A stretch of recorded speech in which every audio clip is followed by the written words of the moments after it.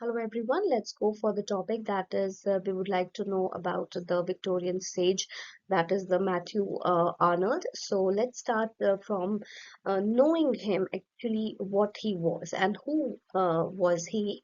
So he was a prominent English poet, a critic and a cultural commentator of the Victorian era. Okay, he's often called a sage for his insightful and often moralistic critiques of the society as he viewed the society with a different idea, different ideology.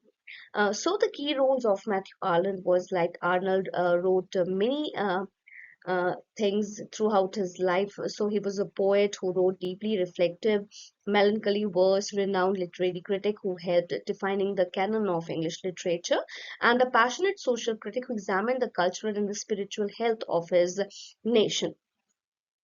हम ये मान के चलते हैं कि Matthew Arnold जो है वो एक विक्टोरियन सेज थे यानी कि कैसे संत जिन्होंने अपनी कल्चर को अपने नेशन को एक बहुत ही खूबसूरत तरीके से देखा व्यू किया और वो उसकी ताकत को जो है वो बढ़ाना चाहते थे जैसे कि वो अपनी रूट से जुड़े रहना चाहते थे और उनका ये मानना था कि किसी भी व्यक्ति की जो अप्रोच होती है जब वो अपनी जिंदगी में तरक्की करता है तो उनका जो लिखने का कहने का बताने का जो तरीका था वो उसे बहुत ही एक अच्छे और सोफिस्टिकेटेड मैनर में जो है वो लोगों को जो है दिखाना चाहते थे, बताना चाहते थे और उन्होंने समाज में जो भी बुराइयां वहां पर चल रही थी, उसे एक बहुत ही नैतिक तौर पर दिखाने की, समझाने की, बताने की कोशिश करी है. So his life was like he was born in 1822. Arnold was the son of Thomas Arnold, the famous headmaster of rugby school. So his upbringing greatly influenced the views of the views on education, social reformations, and then he later worked as a government school teacher, school inspector for over 35 years. क्योंकि जब हम देखते हैं किसी व्यक्ति के जीवन में बहुत सारे ऐसे बदलाव आते हैं जहां पर वो अपने आप को बदलने की, बताने की, समझाने की कोशिश करता है और इन चीजों से उसके जीवन में कहीं ना कहीं बदलाव जरूर आता है, right. So next is poetry, prose and purpose कि उनका लिखने का, उनका कविताओं के प्रति उनका रोल क्या था, उनका जो है लिखावट, जो उन्होंने गद्य पेश करे, जो प्रोज थे और उनका उसके पीछे की उन्होंने भूमिका जो है वो क्या जोड़ी. सो जो उसके मेजर पोएटिक वर्क्स थे लाइक डॉवर बीच, और आपने पढ़ा भी होगा डॉवर बीच, जो कि बीए में कई बार पढ़ाई गई है. So a classic poem that captures the faith, the loss of faith, the existential anxiety of the Victorian age, the sounds of retreating tide, symbolizing the ebbing of religious beliefs. कि लोग जिंदगी में कुछ करना चाहते हैं, they wanted to improve the psychology of the people, but लेकिन ऐसा कई बार नहीं होता है और इस तरीके से हमारा विश्वास जो है वो टूट जाता है और क्योंकि वो पुरानी चीजें हैं जो बार बार आपके सामने नजर आती हैं. The scholar Gypsy, that is also a poem that contrasts the frantic, overcommitted modern world with, the timeless,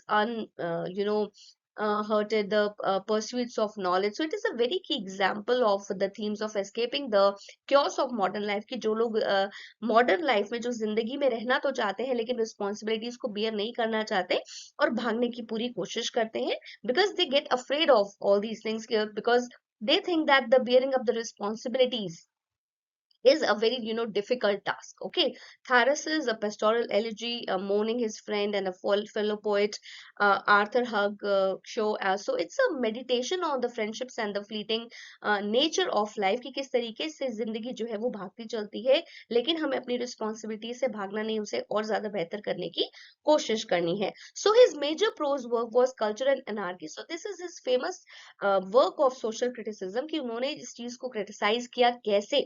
And the criticism is that he defines culture as the pursuit of the best that has been thought but said and critics. Okay, so this materialism and philitinism of English society कि यहाँ पर जो आदमी कहता है लेकिन करना नहीं चाहता है because ठीक है कि डूइंग और जो वर्बल जो हम कहते हैं सेइंग एंड डूइंग दोनों बहुत अलग अलग चीजें यहाँ पर उन्होंने दिखाने की कोशिश करी. So he famously divides English society into 3 classes. तो उन्होंने उनको लगा कि ये जो कोई भी क्लास है कहीं पर भी ये 3 तरीके से डिवाइडेड. पहला बारबेरियंस, एरिस्टोक्रेसी जो एडमिनिस्ट्रेटिव की तरफ इशारा करता है, जिनको राज करना है. And the Philistines, that is the middle class जो हर जगह से एडमिनिस्ट्रेशन से भी मार खाती है और जो है लोअर जो ग्राउंड है उससे भी मार खाती है. The populace, that is the working class की कहीं ना कहीं पर चीजें जो है वो मिडिल क्लास को या वर्किंग क्लास को बहुत ज्यादा जो है सप्रेस करती हैं, जिससे चीजें खराब हो जाती हैं. So that is the function of criticism at the present time. Arnold argue करते हैं that criticism is to create current of true and fresh ideas, कि आप you cannot take the old thinking, the old narratives, the old psychology of because they destroy the mental health of a common individual. वो कहते हैं कि हर बार एक नई approach को जो है वो हमें पॉजिटिव करना चाहिए, लेना चाहिए, and that is to promote a great literature can thrive. ठीक है, आप एक ही चीज को, आप एक ही लकीर को पीटते रहेंगे तो उससे काम नहीं बनता है. But the something, it is something different, that every individual wants something different. Okay, and they want to get they want to refresh their minds by listening new ideas. They want to go for some new theories. They want to learn something very new and creative, innovative. So ye jo so he champions this type of this integrates that as an objective and approach to the criticism, कि criticism होना चाहिए, but that should be in a very healthy manner. Okay, so the lasting impact on literature and society, Matthew Arnold ये believe करते थे that the enduring themes, लोगों को किस पर काम करना चाहिए, that was his work remains relevant today. हम उनको इसलिए भी पढ़ते हैं because it grapples with the timeless issues, क्योंकि कुछ ऐसे इश्यूज है जो कभी भी खत्म नहीं होते. द डिक्लाइन ऑफ रिलीजन, धर्म कई बार नीचे चला जाता है. The search for meaning in a material world, कि आप अपने आप को जानने की कोशिश करते हैं.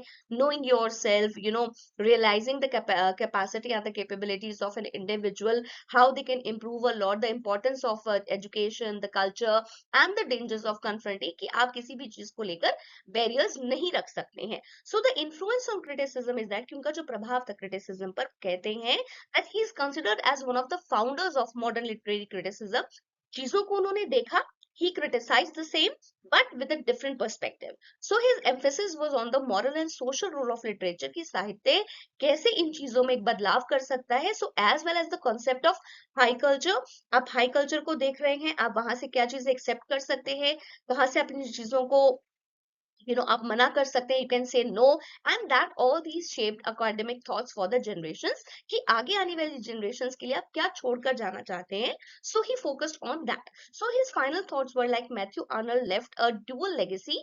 उन्होंने दो तरीके से अपनी प्रभाव को छोड़ा. एज अ पोएट, एक कवि के तौर पे, he was a मेलनकली voice expressing, अकेले इंसान थे और अपनी आवाज, जो दुख भरी आवाज से एक्सप्रेस किया spiritual doubts of the age, कि समय के साथ साथ ये जो स्पिरिचुअल डाउट्स हैं, लोग धर्म और विश्वास में कैसे अंतर कर सकते हैं, ठीक है, धर्म में और अपने कर्म में कैसे डिफाइन कर सकते हैं, what can be the difference. So as a critic, एक आलोचक के तौर पे, he was a powerful advocate for culture. वो अपने कल्चर को बहुत वैल्यू करते थे, रीजंस, कारण ढूंढते थे, urging that his nation should be intellectual and moral perfection, कि उनका जो देश है और उसमें रहने वाले जितने भी इंडिविजुअल्स हैं वो नैतिक तौर पे गिरे नहीं, वो अपना स्तर मेंटेन रखे. So his vision of culture as that was very sweet and very light. लेकिन आप अपनी जड़ों को देखते हैं, आप उनसे प्यार करते हैं, you express your thoughts, you can express your love towards your culture, you can express your love towards your traditions, but that should not be the subject of debate. इस पर लड़ाई नहीं होनी चाहिए, लेकिन और आप अपनी चीजों को बहुत अच्छे से कह सकते हैं. Okay, so thank you for today, and if you have liked it, please subscribe and like my channel. That is YouTube channel, that is literature keep it simple for literature lovers. And thank you for today. If you have any query, please put me a comment. Thank you.